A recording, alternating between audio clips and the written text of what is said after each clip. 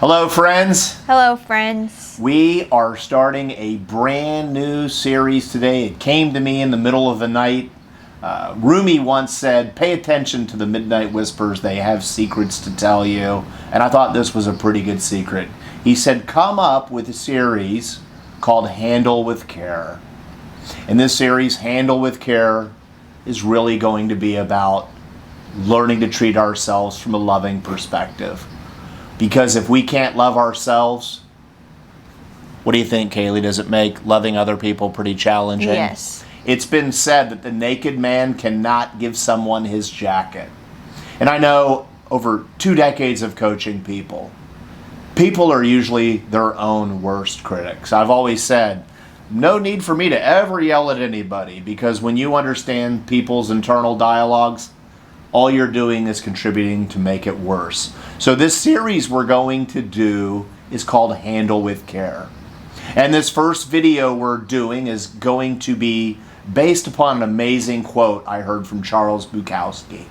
And the quote goes something like this: do you remember who you were before the world told you who you had to be? Once again, do you remember who you were before the world told you who you had to be? And I remember talking with my mother recently, and she said, when you were a little boy, all you wanted to do was sit out by the pool all day and save bugs that had flown into the pool. And when I would ask you why, son, and you were 6, 7 years old, nobody had taught you anything just yet, you said you wanted them to be able to go back home to their families. And other than that, I wanted to hang out with my friends and be friends, collect Coke bottles, get ice cream together, give some of the ice cream to the homeless people in town. And that was before I got edumacated. I've always thought one of the things that Paul Young said was amazing. When you're born, you don't know you're in heaven. You don't know you're not in heaven until somebody teaches you that you aren't. What an amazing quote by Paul Young. So the first part of this one today is going to be talking about that in our lives we have that true self, who we were before the world told us who we had to be.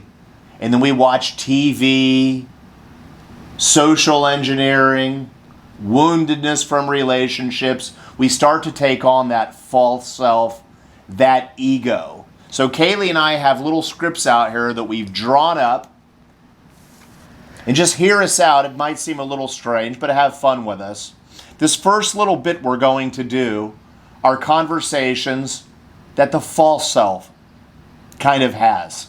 So Kaylee, why don't you start out with number 1? What does your false self say? I need a better car, more money, and better clothes than other people so they know I am better. And what happens when somebody doesn't get those things? Are they miserable? Yes. It's the false self.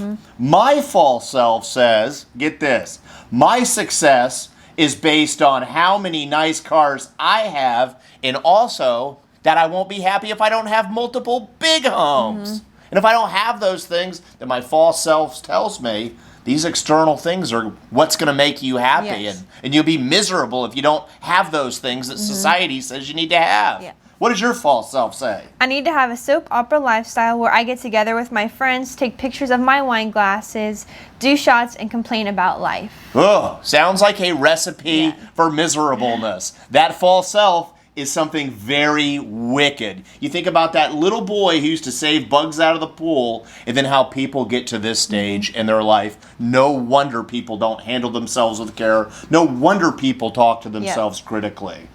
My false self, and I literally this used to really be me. This was inspired by my own life. I need to have huge muscles at the expense of actually being a healthy person. It literally at one time was my mindset when I was jacked up with the false self. What does your false self say? If I'm competing, I need to destroy others and show them I am the top dog. Yeah. If you're not the top dog, I mean, you've seen these athletes, when they mess up, how mad they are at themselves. I mean, it's just irrelevant. My false self says, I need to be better than everyone. I need to yell and scream at sporting events, especially my kids' little league games, so I can show those referees who's the boss. what does your false self say? I need to get angry over trivial things and show them I am right. Boy, I've experienced that side of the false self too. My false self says, couple more here by the way, I need to waste my entire life spending hours on social media, wasting time with the Kardashians, and wasting even more time the not real housewives of whatever community it is. Oh yes, don't let me forget, wasting time watching 20 hours of sports each weekend. That's what my false self says. And mine is, my false self believes I need to run others down if they have opinions different than mine, like the politicians do. And this is where we're going to take a break. Those are literally statements that the false self tells countless people. I bet you've experienced those before. But at some point in our life, we have to realize there is no path to happiness. That happiness is a choice. That happiness is the way. And we've got to make that shift to the true self and have an ambition to a meaningful life. This is what it sounds like when you're dealing with your true self. That idea of who were you before the world told you who you had to be. What does that one sound like? I stay focused on what I truly need and not what society says I should want to be cool. My true self says, my success is purely based on how well I love today. And by asking myself the question, how could I love a little bit more tomorrow?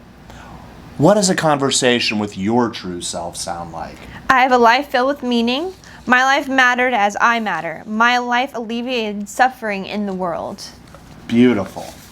My true self says, I love myself by being healthy and living right so that I can remember I am here to love and serve others. Because givers gain and takers take. What does your true self say? My true self looks for opportunities to collaborate and love. My true self chooses happiness and love. And my true self, it doesn't ever have the need to be right. My true self practices acceptance of different opinions. Oh, man, I love that one. That's a great one, Kaylee. I mean, in this world we live in, if everybody doesn't have the same opinion, that false self, that culture says you must be a hateful person. My true self keeps my eyes on what is true and what is pure. I know, after countless study, years in school, to quote the late, great Dr. Wayne Dyer, that all unhappiness arises from the ego. The goal of this series is to not be angry at your false self, to not try to kill it, but to learn to embrace it, to talk nicely to it, but ultimately to drown it out. Because once again, all unhappiness arises from the ego, edging God out, also known as the false self. We've got to put it to bed once for all. And we hope in this series of Handle with Care that you at least make tons of progress. How do you want to close it out, Kaylee? We hope to help others discover their true self. So please, my friends, hit like, subscribe, share, and comment below for any topics you may want us to cover. Just remember, just because you watch this video, the false self isn't magically going to go away. Just learn by these two separate dialogues to get an idea of which one you're dealing with right now. And once again, slowly but surely, put that false self to bed. See you next week.